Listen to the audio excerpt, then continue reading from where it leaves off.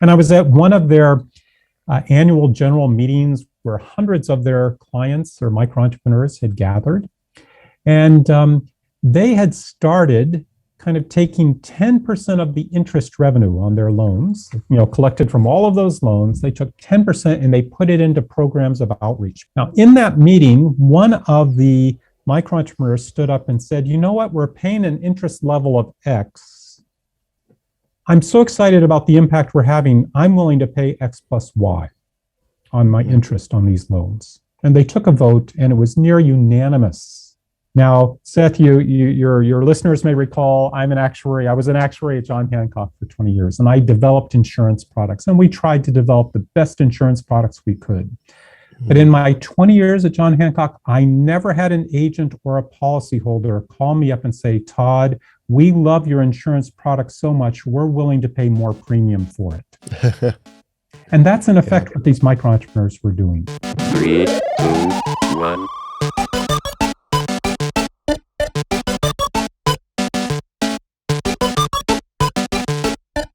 Welcome to Love Machine.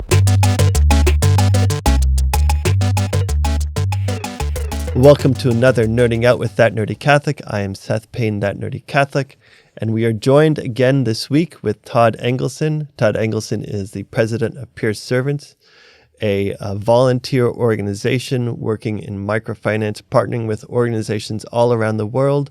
You can visit them at peerservants.org, and we are going to be going into a number of the reasons why you should visit peerservants.org and learn more about them in this episode. If you go to last week, we talked to Todd about how he got into being an actuary, how that led him into his work with Peer Servants, and a little bit about Peer Servants, its history, its goals, its values especially, but especially the work that Todd does with Peer Servants and the part that his faith plays in that work. So this week we're going to delve deeper into microfinance, what it is, the work that Peer Servants does. But first, Todd, thank you for joining us. It's good to have you here again. Great to be with you, Seth. Thank you for the invitation.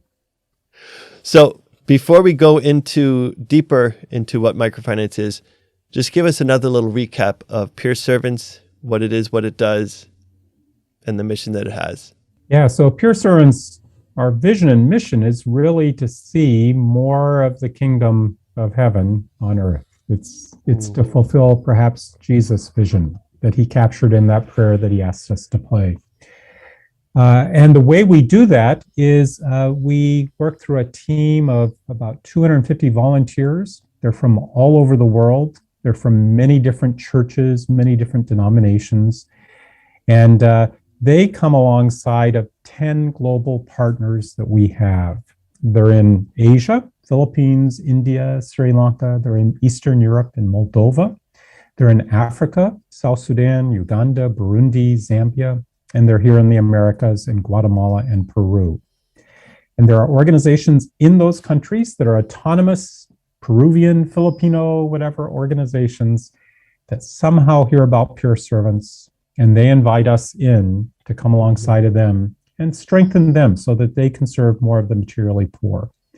They generally do that through a microfinance program, so it's economic empowerment of the materially poor.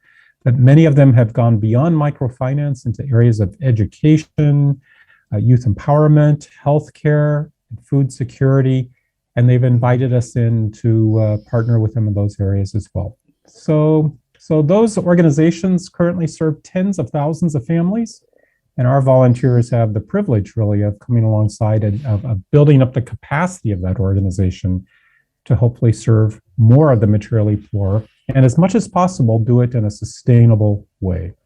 So that's a bit about Peer Servants. Yeah, and we're going to be going into a few of the different ways that really help Peer Servants stand out from a lot of other organizations. But one of the things that we talked about last week was how easy it is, especially as someone from the West, to see a situation where we want to help the materially poor or any other area that we really want to help. But our first response is to say, how can we go in and fix this situation? and this partner model that Peer Servants has of not being the ones that are going in and saying, here are all the solutions, but working side by side with organizations in all these other countries to say, how can we help? I think it is a big differentiator, and I think one of the big strengths that Peer Servants has. But before we get into kind of those differentiating areas of Peer Servants, why don't we step back and look at microfinance and talk about where it came from? You had mentioned in the last episode the Grameen Bank. So tell us a little bit about what that is, how it started, and how that brought microfinance into more people's minds in the world. Sure. And I'm even going to take one step further back, and let's even start with what's the state of our world, with the materially poor, and then what's the role microfinance can play in addressing it. We were making fantastic strides, to be honest with you, in addressing or empowering the extremely materially poor.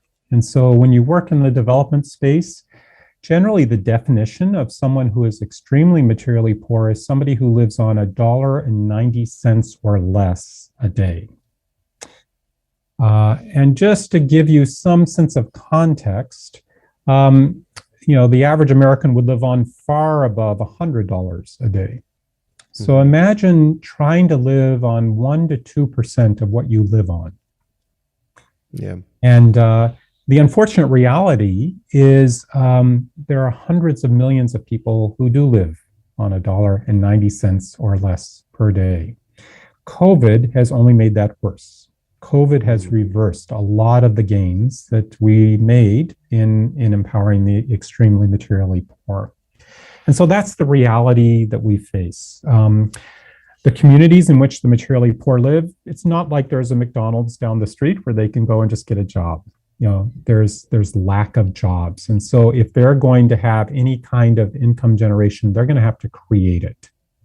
And incomes, then microfinance is a means of being able to give them access to credit, which they don't otherwise have. No bank would, make a loan to them. And microfinance is basically just the provision of financial services on a small scale, a micro scale. It may start with credit or a loan, but it quickly expands to things that the materially poor value even more than a loan, which is like savings, micro savings, maybe micro insurance. There's even micro pensions these days.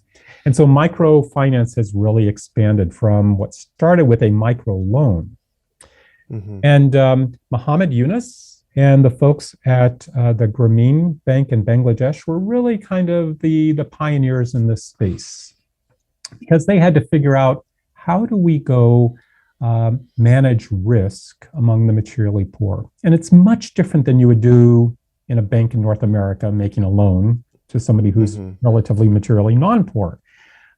Here in this part of the world, we value that transaction. We value our credit rating. We value all these other things that would make us say, I want to make sure I repay this loan.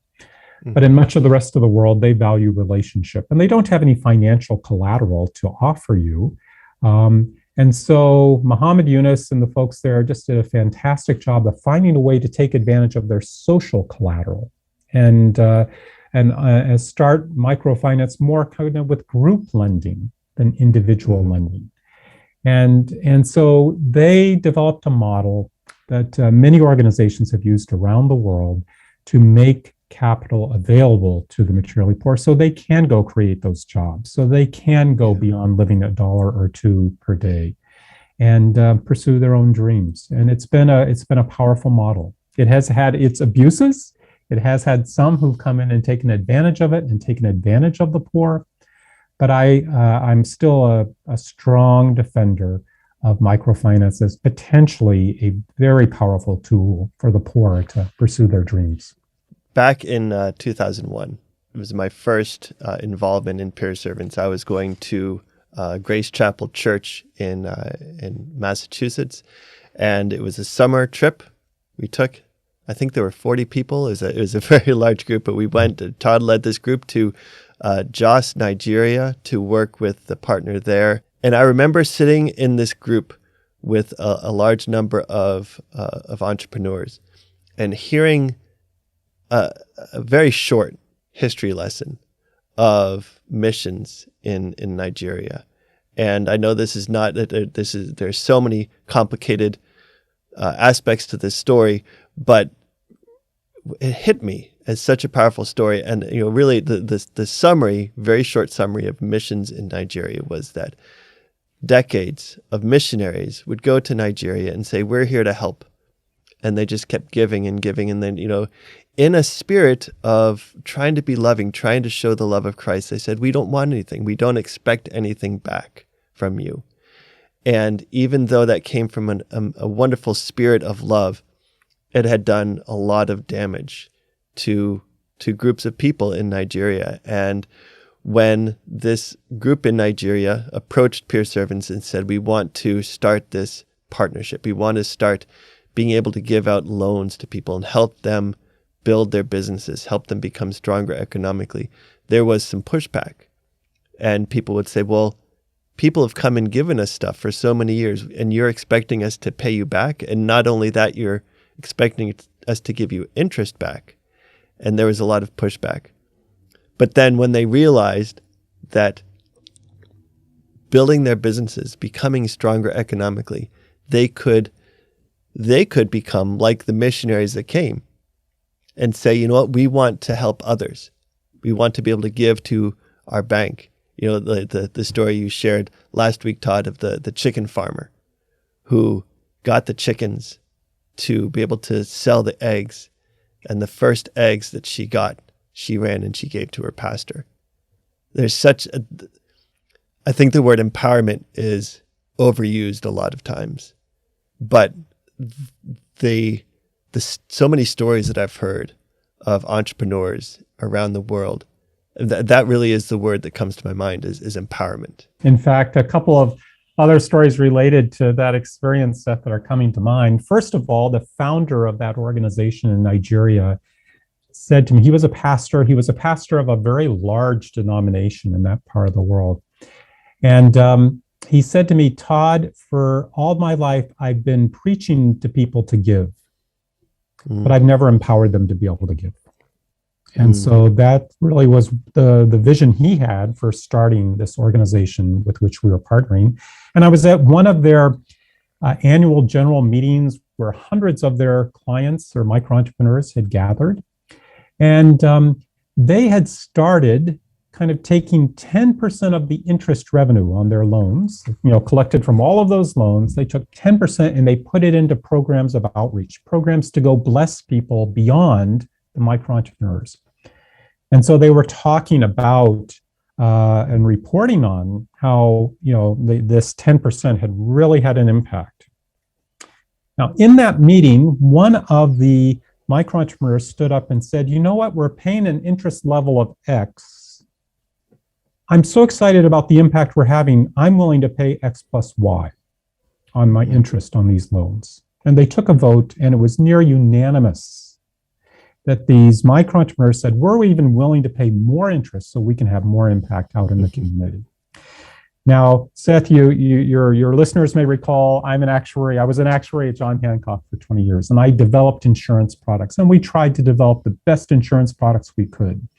But in my 20 years at John Hancock, I never had an agent or a policyholder call me up and say, Todd, we love your insurance product so much, we're willing to pay more premium for it. And that's in effect what these micro entrepreneurs were doing. And that's transformation. That's empowerment.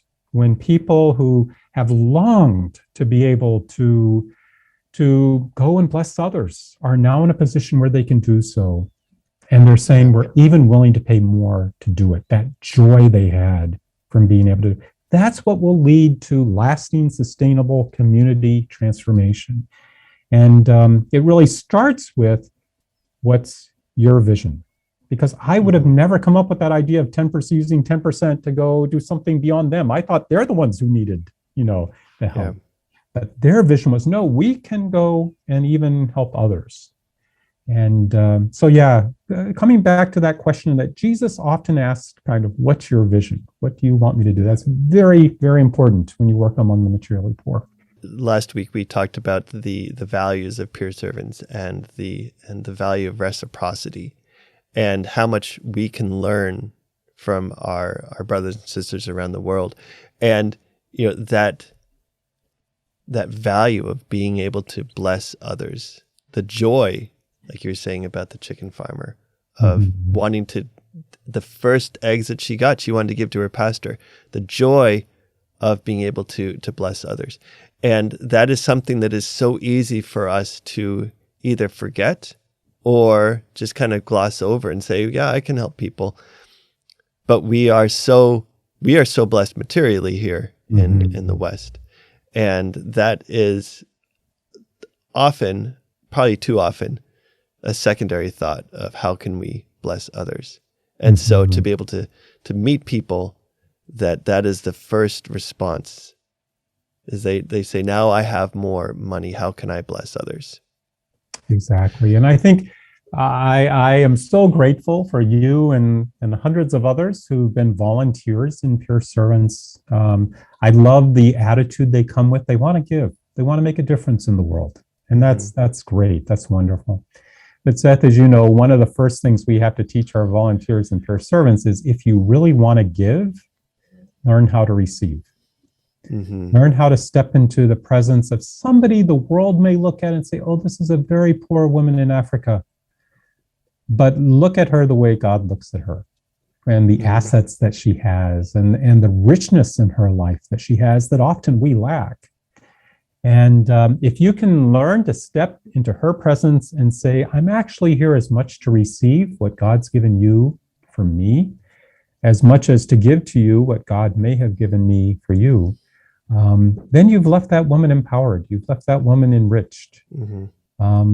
You may not leave that much money at her door, but you've left her enriched. Whereas you could leave $1 million at her door, but if you step in with a position of, oh, I'm here for you, you've really left her impoverished in spirit. And I think one of the beauties of the model that we've learned to adopt and pursue is one where you really start with the vision of the micro-entrepreneur. And we even start in our partnership model, because we're partnering with a local entity that's doing the micro-lending. We are not doing the micro-lending.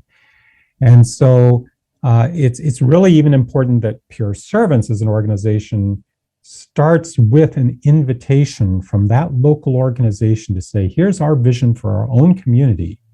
Peer Servants, we'd like to invite you in to help us extend more of this kingdom into our community. And so that's the only way we partner these days, is it starts with an invitation from a local autonomous organization that somehow hears about us and invites us in to work with them. Yeah, there's a level of respect there, that these are not just people that we need to help, but these are people that have their own dreams, their own goals, and then they just lack the capital. It's not that they lack the vision. Yeah, the thing that I have learned over and over again, and I have had the opportunity to visit a number of the Peer Servants partners and even spend a year with the partner in Peru, but is the entrepreneurial spirit is so strong in so much of the world. And here in America, we have so many large corporations that it really is this. It's an assumption of most people that you're going to grow up, go to school, go to college, learn some field, some trade, some skill, and then you're going to go work for some large company. And it's getting more and more, I don't want to say rare, but it feels more strange now when people say, I'm going to learn all this stuff and then I'm going to go start something on my own. But as you said, in most of the world, there isn't a McDonald's down the street. And so if someone wants to become self-sufficient materially, then they just need to do it themselves. And the number of ideas that people have to be able to do that it inspires me. Successful microfinance really kind of follows a model Jesus gave us of how we're going to see more of the kingdom come. And that is, we have to find those who can take 2 and bring back 4. Or perhaps those who can take 5 and bring back 10. We have to be careful not to put all of our resources, our capital, in those who will take 1 and just go dig it, put it in the ground and not do much with it. And so the reality is some people are made to be micro-entrepreneurs and some people aren't. Some people just need a job. And so the challenge and the opportunity in microfinance is, how do we go find the true entrepreneurs who can take 2 and bring back 4, or 5 and bring back 10, and go create the jobs that many of the people in their community need. That makes me think of one of the stories that has been told many times over the years, and I'm not remembering the man's name in Moldova who had the sausage. Vasily. Vasily. So tell us about his story. That's one of my favorite stories. So Vasily lived in Moldova, a small village in Moldova. Moldova, for those of you who may not be familiar, is a former Soviet republic in between Romania and Ukraine. And Vasily and his wife were both unemployed. And, they had really, I would say, suffered a bit of the scars of the Soviet era that basically said government comes in and provides, employment or, economic opportunity to you. The idea of entrepreneurialism was much less well-grounded in Moldova than it is in many other parts of the world, at least at the time. Well, Vasily's wife actually started a business, and she took a $100 microloan just to create these beautiful torts that you'll see in Eastern Europe, these multi-layered cakes for different events and whatnot in her community. And she made a beautiful product, but there weren't a lot of opportunities to sell those. So the business itself didn't do that well. But something happened through that, and that is Vasily saw that he could do, or they could do, business.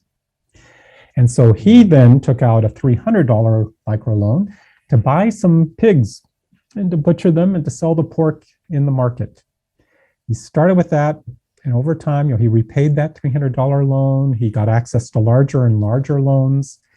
And over time, he transitioned that business into a sausage making business, where he eventually got access to thousands of dollars of capital where he could build that business. And over time, he built that business to employ more than a couple of dozen of people who were just very much in need of jobs. He looked into his community and he saw a lot of orphanages where kids weren't getting access to protein and things like that in their diet. So he decided to donate sausages to those orphanages. And over time, even in more recent years, he's actually opened up shops where he is retailing his own sausage and other products. So Vasily is a real success story of somebody who went from unemployed and even questioning what he could really do to, by just starting small and growing, being able to create jobs that were very much needed in Moldova, and then even bless people beyond his employees through the provision of sausage for some of the orphanages that were opened at the time in Moldova. So just one story of many that can be told of somebody who had a dream and was able to pursue it, given access to capital at relatively affordable rates, and be able to bring back. He was one who got 5 and brought back 10, or probably took 25 and brought back 50. Yeah. I love that there aren't always the jobs there. There aren't always jobs in the neighborhood. But as you said, with Vasily and so many others, that if they just had access to the capital, first they would become successful themselves, but then they would get to the point where they would be able to employ others. And so really building up a community. And as you said before, that the concern of so many of these people is not just their own success, but the success of their community. Exactly. And so both in ways that they can give and bless, but also in the fact that they can hire others to really build up their community. It humbles me when I hear these stories to hear that they, like we've said a few times already, what is our first response, us as someone from the West, when we have success? Like, well, that's great. How can I be more successful? And one of the lessons that you have said you are always learning, and I'm always learning, what should our real response be? How can we turn around and try and bless others with what we have been blessed with? Mm-hmm. Well, going from that, talk a little bit more. You've mentioned a few times now the kingdom, talking about the passages where Jesus talks about the kingdom of God is at hand, the different parables that he uses talking about the kingdom. And as you've talked about, the kingdom is not just a spiritual reality, but is a spiritual and social and economic reality. So talk a little bit about how you see that worked out in the lives of these entrepreneurs and in the partners that Peer Servants works with. Mm-hmm. Let's start with the partners, and then we'll go to the micro entrepreneurs. And I want to step back to kind of the topic of economics in general. If you ever took an economics course, kind of the basic principle is there are limited resources, and we have to figure out how best to allocate them. And certainly that's true in kind of the secular sense of economics. But my experience is kingdom economics kind of blows that away. Because certainly something we've learned through our partner network is that when each of those partners that we work with, these again are autonomous organizations in those 10 different countries, they all have different strengths. And I found time and time again that when we all bring to the table kind of what it is God's given us, we all go away from that table with more than we came with. Now, that again goes counter to that basic concept of economics, that somehow there was this mystical multiplier that happened, that we all went away enriched. And if anyone can ever capture this in a scholarly paper or principle, they're going to be getting the Nobel Prize for Economics someday, because it goes beyond kind of what we understand in our secular sense of economics. And so there's this idea of kingdom economics is one where maybe there aren't as much limited resources as we think. Maybe we can actually grow this pie to become bigger and bigger and bigger. And so that more and more people can have a slice of that pie, if we all just bring what it is that God's given us to contribute towards it. And so to the micro entrepreneurs, we see them time and time again, taking something very small, working with it, showing that they can be faithful in getting and using and repaying a small microloan.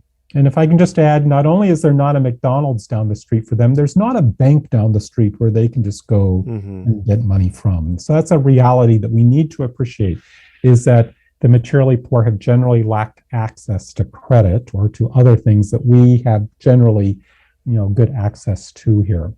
But as they get that, they can then go and bless others. And Seth, as you've mentioned before, they really have this desire to do that. That's one of the first things they want to do, is when they are blessed, is to be able to go bless others. And so this economic principle just kind of continues to grow, and many others become blessed through it. It's a ripple effect, really, of how you can touch one person's life, but then have them go touch so many other people's lives, whether it's the employees that they can hire and the families of those employees, whether it's the children they can now educate and send to a university someday that they weren't able to attend. So many of our micro entrepreneurs weren't able to attend or finish even their secondary school because of the reality of the lives that they faced, and they had to just go out and earn income. But many of those people who couldn't finish secondary school themselves are sending their children to university by having access to credit, being able to provide for their families. And so their children hopefully are going to be ones who don't have to come back and look for a microloan. They're going to be able to go out there and over a generation transform their nation into a place that can have more of a middle income level of economy. And so again, you just see, how this kingdom economics principle works. The pie just keeps growing bigger and bigger, and everyone eventually gets enough from that pie. Yeah, I had it makes me think of this story of an entrepreneur that I met, and when I was living in Peru, worked with a group of entrepreneurs doing some basic training. This was a group of entrepreneurs. I was partnering them, 10 entrepreneurs, with a class at Messiah College where I got my undergraduate degree. They were doing a class in it was Latin American businesses, looking at business in Latin America. And so a group of 20 students were partnered with 10 entrepreneurs. And so I met with the entrepreneurs once a week for 2 hours. The first hour they spent with the students at Messiah and helping them with their project, talking about their business, sharing their experiences, the good and the bad of the business that they run.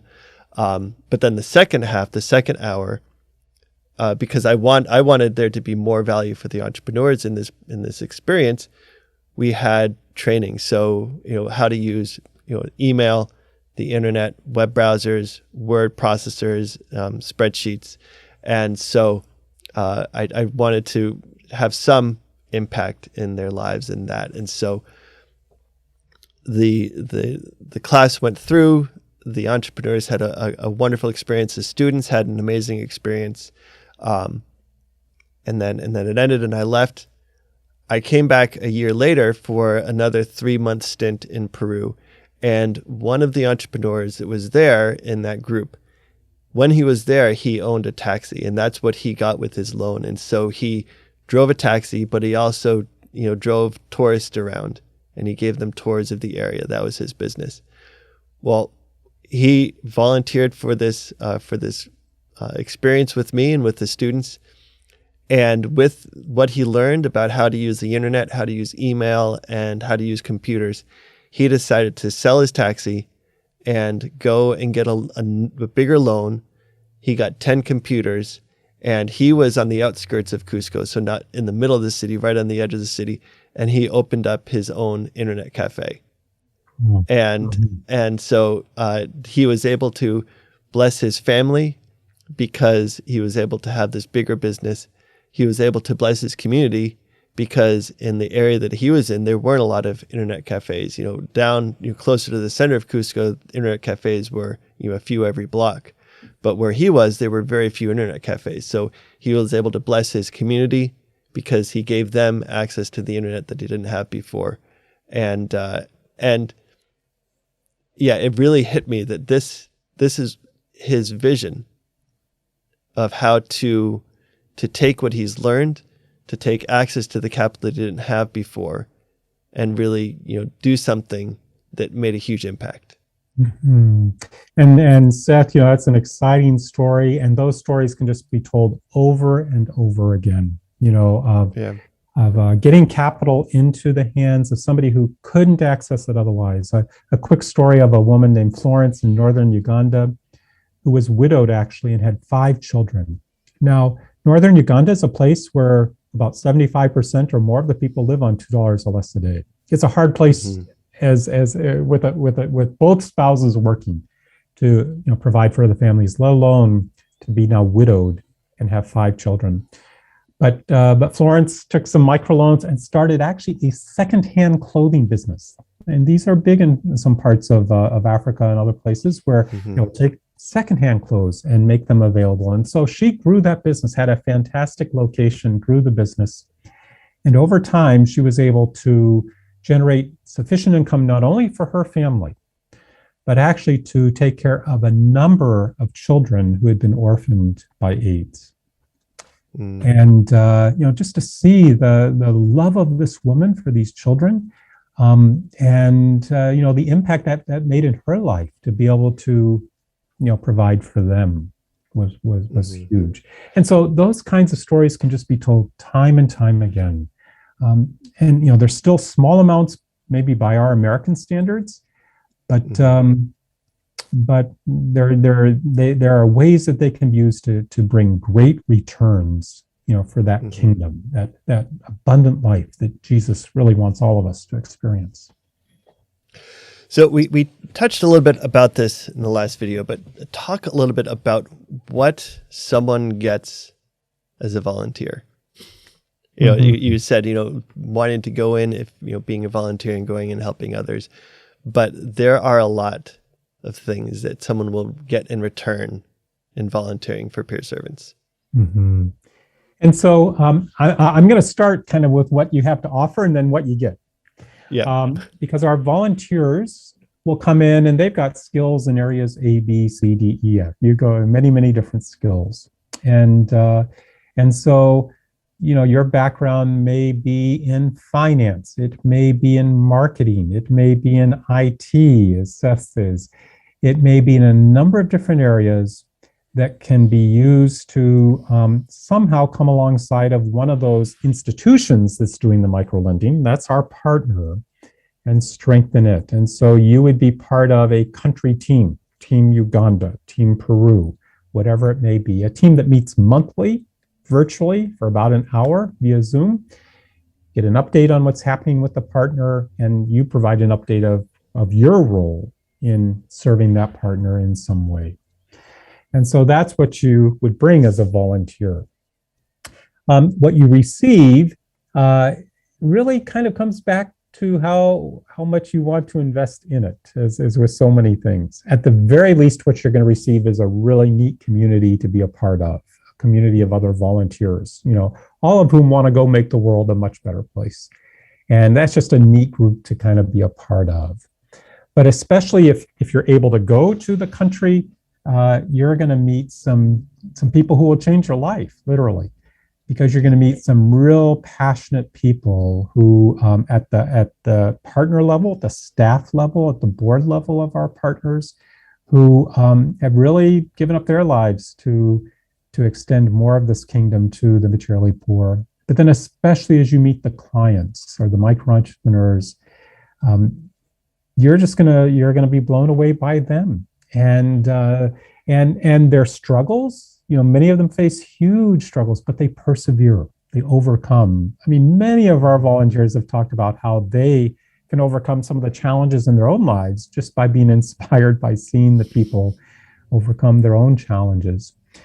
My hope and prayer is that you will go back into your workplace with some ideas of ways you can better serve your workplace by things you learned in peer servants. And we've had a lot of our volunteers even very practically say that, especially in this time of COVID. Peer servants was using Zoom and all these applications long before then. So we've had a few volunteers come back and say, I took the lead in my company when we had to go pivot to COVID because I knew that much better than many of others did. So I'm hoping that, that even gives you something you can come back and enrich your workplace here based on things you learned through this. We certainly bring more of the material. That's what God's given us in this part of the world to bless others. But what you're going to gain when you come alongside of Peruvians, Filipinos, Ugandans, and others is you're going to become much more enriched in the spiritual and the social aspects of the kingdom. That relationship with God becoming much more of an intimate one, much more where you embrace your dependence on Him, because you realize the task He's given us is to extend the kingdom of heaven to earth. And that's a huge task that goes far beyond any of us. We can choose to kind of just focus on ourselves and, not have to be too dependent on God. Or we can embrace that mission He's given all of us and have to be utterly dependent on Him to see it to see it become reality. So that spiritual realm and the social realm, embracing our interdependence on each other and having a richness in life that comes from what we can learn from others around the world of the social fabric that they have, that we can have here too, if we're just willing to kind of reach out and be concerned more about each other. one of my stories that I have as far as what we can offer. This was going back to that first trip to Nigeria in 2001. I went thinking this would be a neat experience. I would be able to travel to another country, but thinking about what I had to offer, I didn't really think I had much to offer. I thought I was going for a trip, and I just prayed, God, if there's any way you can use me, use me. And so we went to Nigeria to visit the partner there.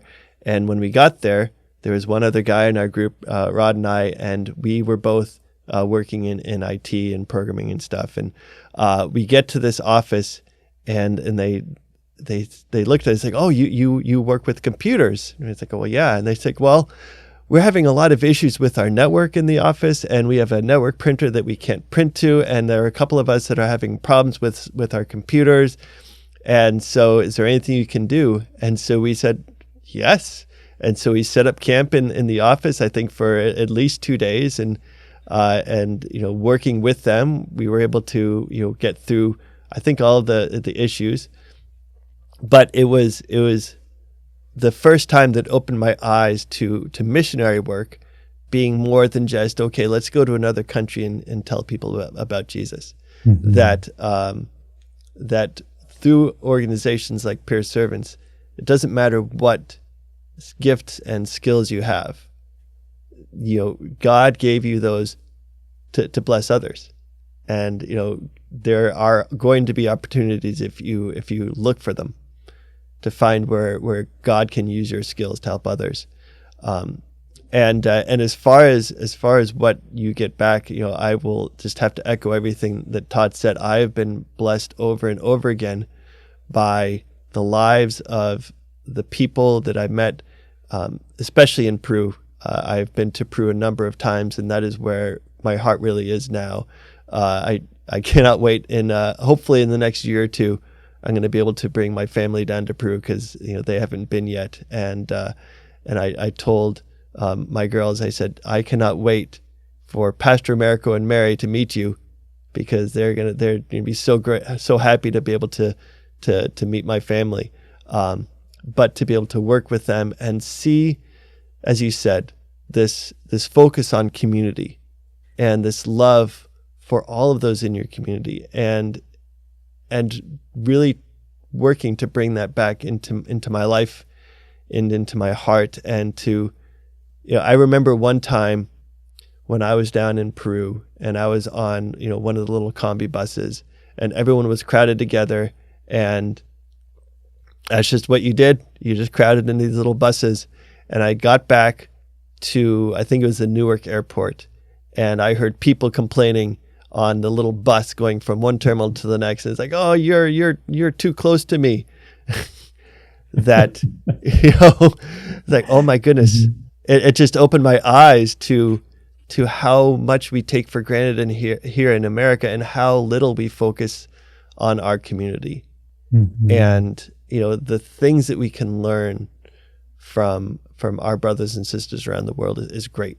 Mm-hmm. Exactly. And I think one of the things you also, maybe a couple things I've learned. One is, it's been such a blessing to see the world a little more the way God sees it than just the way I see it. And it's a fantastic world, out there. And then two, just to value what others bring, to the table, to accomplish this mission we've been given. And I think one of the things I've come to appreciate is how much God values two things. One is unity, and two is shalom, that peace. He went to such great extremes for us and others to experience that. And we need to be much more focused on what we have in common than what differentiates us. And I think that's a message very, very relevant to our country of the United States today, is we have so much in common, and yet we're allowing the little things, to separate us. And when in an organization like Peer Servants, where you actually come together with people who are in some ways much different from you, different nationality, maybe a different church they go to, different socioeconomic status, but you come around a unified purpose of let's go extend the kingdom together, then actually you come to appreciate much more what you have in common than what differentiates you. And it just creates a rich environment to be a part of that we'd love to bring back to this country and figure out how can we create a little more of that, united we stand among us. Yes. Well, and then there's the one other thing that unites all of us that I've learned, especially at all the conferences, is soccer.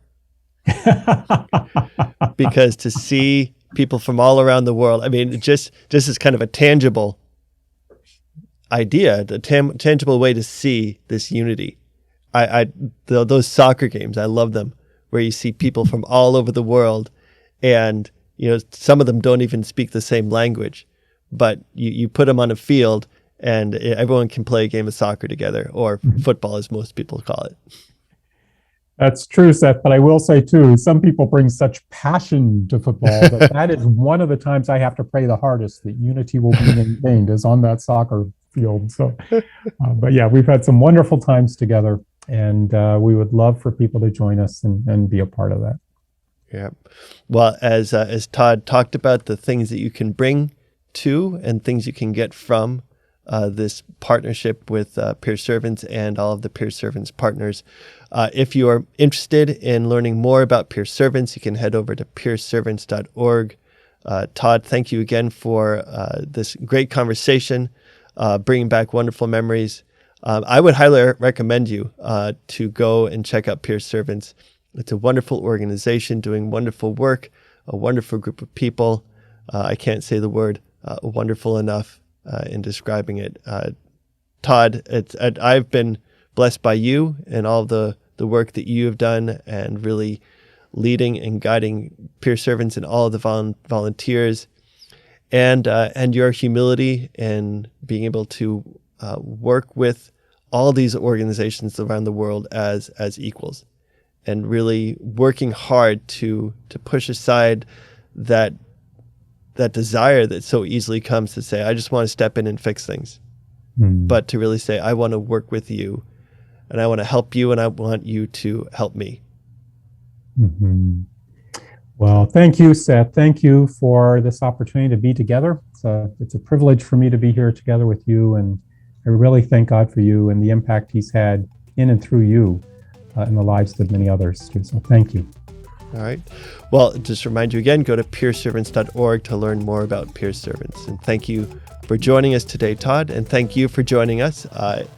Be sure to come back next week to learn more about how we are using our brains and our hearts to bless the world, and see all the ways that God is using so many people throughout the world, not just in sharing Jesus' love, but sharing just the skills that God has given each one of us. I also want to remind you to check out Nerdy Catholic Tees. Nerdy Catholic Tees is the other little venture of the Nerdy Catholic little group, kingdom, whatever you call it here. You can check out, as I said, I have this little cute shirt of the TARDIS and the Last Battle from C.S. Lewis. But there are lots of other designs you can get there. If you use the coupon code ThatNerdyCatholic, you will get 10% off of your order. So check out nerdycatholictees.com. And be sure to come back next week. I'll see you again. God bless.